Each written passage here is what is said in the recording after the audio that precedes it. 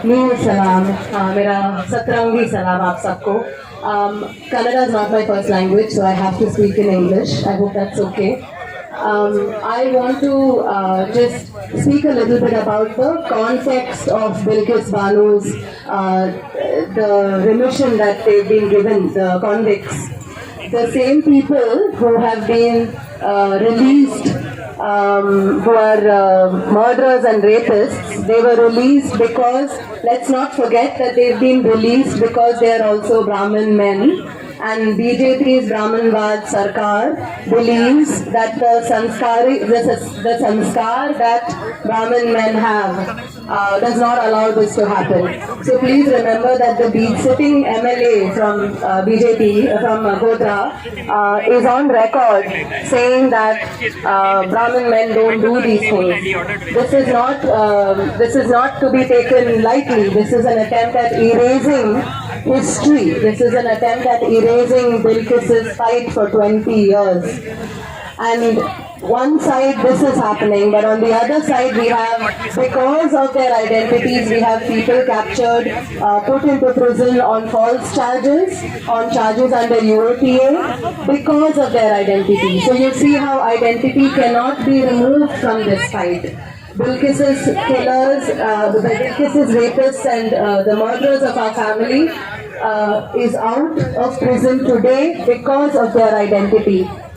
Muslim, Dalit, Adivasi men and women are in prison on false charges because of their identity.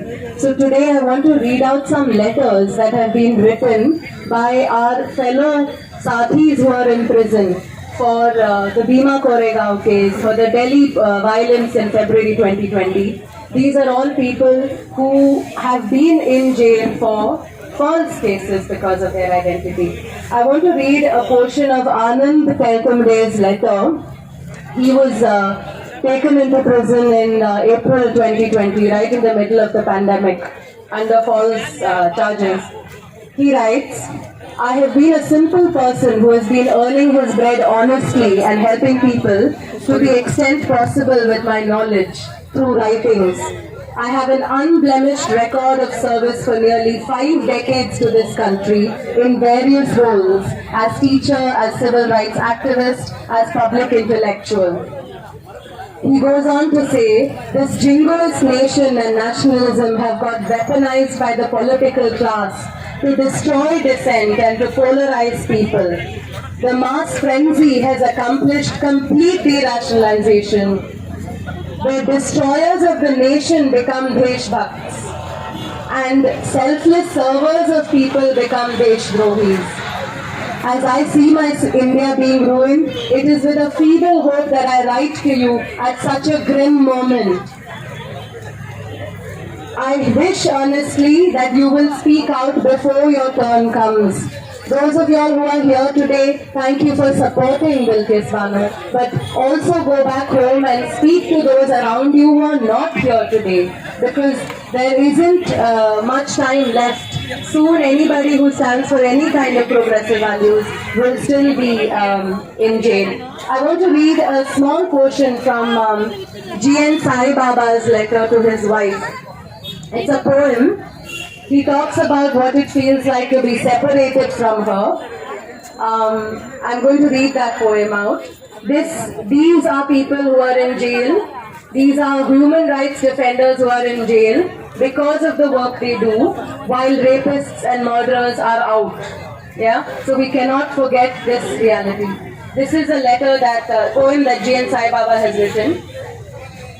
How beautiful to wait for your visit amid my empty days and blank nights, distraught with the news of unnatural deaths and bitter wars of vibrant democracy, marauding the human passions of everyday social life. My cage prohibits all relations and bans love, prescribing the language of hearts, as the woman behind me reminds, speak only in Hindi. He speaks of the fact that when his wife comes to visit him in jail, he's not allowed to speak to her in Telugu because the jail superintendents need to understand what they're saying. This is the life of our human rights defenders while rapists and murderers are walking free. He goes on to say, I know you travel thousands of miles to say a few words to comfort my soul under the sage.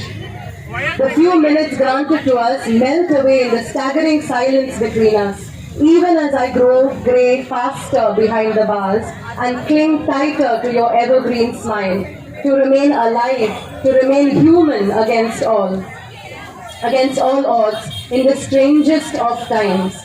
Your much awaited visit each time turns turbulently painful for both of us. Yet, living is a matter of hope, my love. Living is a serious business, like loving you. So, he goes on to add at the end, and this, if there's any message we can take from Bilkis' fight, from Umar Khalid's fight, from Jian Sai Baba's fight, from Anand Teltumde's fight, from Khalid Saifi's fight, from Gulfisha Fatima's fight, it is these words that Jian Sai Baba leaves us with. Don't get disheartened in these dark times. जोर से बोलो इस बार बिल्किस के लिए लड़ेंगे. सलाम आप सबको. Thank you, Richa. Now I request Ms. Moira.